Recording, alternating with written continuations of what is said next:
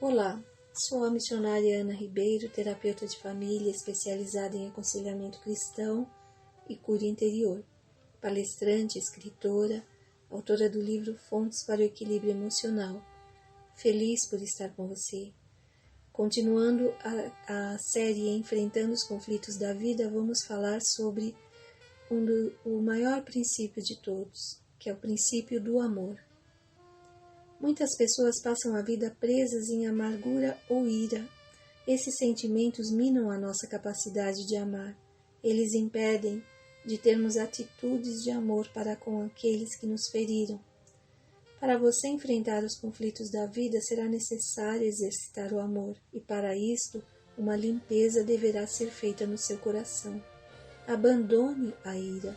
Quando vocês ficarem irados, não pequem. Apaziguem a sua ira antes que o sol se ponha. Efésios 4:26.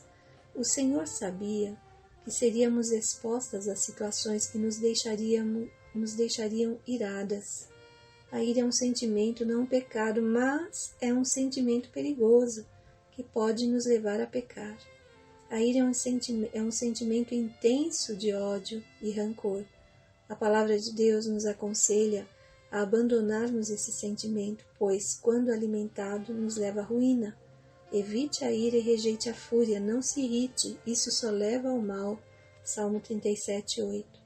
Quem facilmente se ira fará doidices, mas o homem discreto é paciente. Provérbios 14:17. Na mesma raiz do sentimento de ira estão inveja, ciúme, falta de compaixão, rancor, rebeldia e maledicência, dentre outros sentimentos. O espírito perde a comunhão com Deus. A ira entristece o espírito. Não entristeçam o Espírito Santo de Deus, com o qual vocês foram selados para o dia da redenção. Efésios 4:30. Além da ira matar o relacionamento com o próximo, ela mata o relacionamento com Deus. Essa é a pior parte. Quando você entristece o Espírito Santo, ele deixa de falar com você. E daí você fica à deriva da sua própria sabedoria contaminada. Passa a andar errante e a morte começa a deixar sua marca em seu ministério, nos seus projetos, relacionamentos e sonhos. Abandone também a amargura. A ira, bem como suas variantes, nutre a amargura em nosso coração. A Bíblia fala do perigo de deixarmos a raiz de amargura brotar. Além de nos envenenar, ela contamina os que estão à nossa volta. Há uma passagem interessante em Êxodo 15:22-27, que fala sobre águas amargas. Depois Moisés conduziu Israel desde o Mar Vermelho até o deserto de Sur. Durante 3 dias caminharam no deserto sem encontrar água. Então chegaram a Mara, mas não puderam beber das águas de lá porque eram amargas.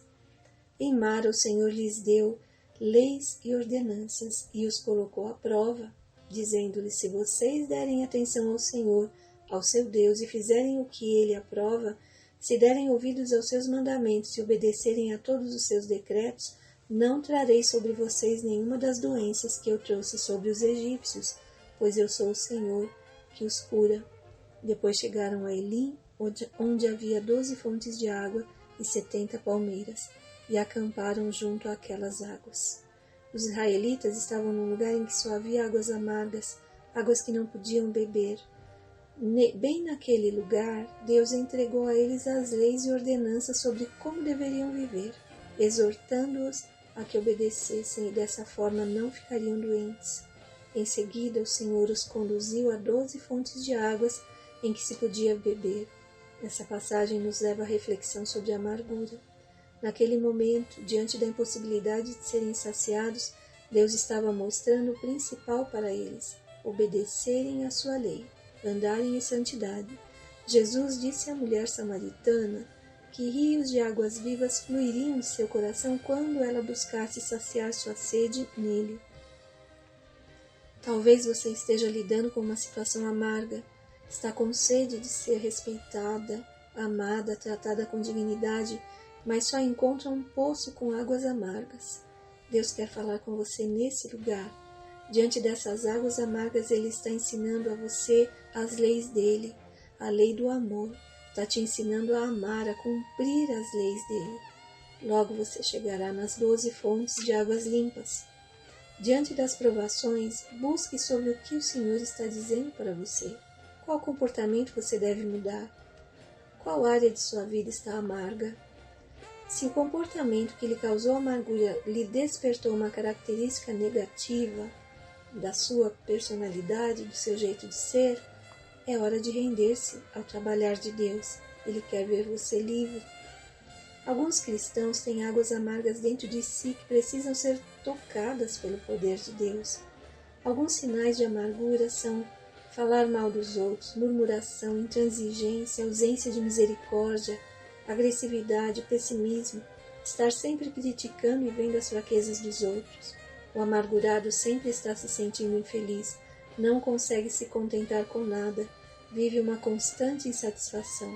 A amargura traz tristeza, solidão e angústia, excesso de sofrimento. Cuidem que ninguém se exclua da graça de Deus, que nenhuma raiz de amargura brote e cause perturbação, contaminando a muitos. Hebreus 12:15. E por fim, a chave para toda a cura emocional. Perdoe. Não há cura das emoções sem o perdão. É impossível ter equilíbrio emocional e enfrentar os conflitos da vida sem perdoar. Jesus nos deixou claro em sua oração que sem perdão o Senhor não nos perdoa também. O pecado faz separação entre nós e Deus, portanto, sem perdão ficamos distante dele. Jesus andou no caminho do perdão, sua cruz traz a mensagem do perdão. É uma mensagem de puro amor altruísta, uma mensagem que requer o sacrificar a carne. No grego, perdão significa cancelar ou remir. Por essas definições, vemos que perdoar não se trata de um sentimento ou emoção, mas de uma decisão racional. Significa a liberação ou cancelamento de uma obrigação, de uma dívida. Como a escritora Deborah Cornfield define, perdão é abrir mão do direito de vingança. Você deixa de cobrar o seu devedor. Então, não perdoamos. Enquanto não perdoamos, somos devedores também, devedores espirituais. O que Jesus fez foi rasgar o escrito de dívida que havia contra nós, como está em Colossenses 2,14. Jesus nos deu o exemplo de como devemos agir. Devemos rasgar o escrito da dívida de quem nos deve. Temos o Espírito Santo a nosso favor quando decidimos fazer a vontade do Pai. Quando não queremos perdoar, se você não quer perdoar, ore dessa maneira. Senhor, eu quero querer perdoar, ajude-me. E Ele ajudará você. Se queremos o crescimento e desenvolvimento espiritual e também o amadurecimento psicológico, precisamos perdoar. Sem perdão, você fica acorrentada nas prisões do inimigo. Ali não há crescimento, há apenas definhamento. Quantas irmãs em Cristo tentam agradar ao Senhor, tentam trabalhar com fidelidade a Ele, mas veem seus ministérios enfraquecidos, sem crescimento, sem amadurecimento. Em vários casos, a resposta está na falta do perdão.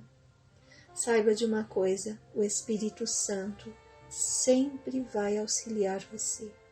O Espírito Santo nos ajuda em nossas fraquezas. Sentimentos de ira, amargura, ressentimentos podem ser controlados por Ele. Devemos confessar nosso egoísmo a Deus, nosso orgulho, e pedir a Ele para nos encher com seu Espírito Santo. O Espírito Santo lhe dá vida abundante. Em lugar de sentimentos de morte, em Cristo você tem sentimentos de vida e poderá contagiar aqueles que estiverem em sua volta. Em Gálatas 5, 22, 26, diz assim: mas o fruto do Espírito é amor, alegria, paz, paciência, amabilidade, bondade, fidelidade, mansidão e domínio próprio. Contra essas coisas não há lei. Os que pertencem a Cristo Jesus crucificaram a carne com as suas paixões e os seus desejos. Se vivemos pelo Espírito, andemos também pelo Espírito. Não sejamos presunçosos, provocando uns aos outros e tendo inveja uns dos outros. Para concluir essa série, eu digo a você, vale a pena buscar viver os princípios do Senhor. Que Deus continue falando com você, lhe dando graça, sabedoria e revelação da palavra dele. Eleve os seus olhos para Deus e seja iluminada. Shalom.